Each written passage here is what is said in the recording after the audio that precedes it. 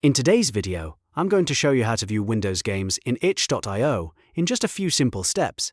This is a quick and useful method if you want to browse games specifically made for Windows without scrolling through every other platform on the site. If this video helps, please hit the like button and subscribe for more easy tutorials just like this. Alright, let's jump in. First, open your web browser and go to the itch.io website. Once the homepage loads, take a look at the top menu and click Browse. This is where itch.io organizes its game listings and categories, so it's the best place to start when you want to narrow down your search. After that, you'll see a menu on the left side of the page. In that left-hand menu, look for the Platform section. Under Platform, click Windows. This will filter the listings so you only see games that are available for Windows. As soon as you select it, the page will refresh and display Windows games only.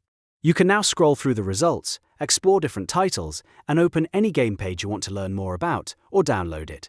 This is especially helpful if you're looking for PC games, indie titles, or free games that run on Windows. And that's all there is to it. In just a few clicks, you can view Windows games on itch.io without any confusion.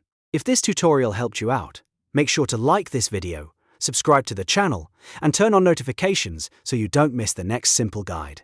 Thanks for watching, and I'll see you in the next one.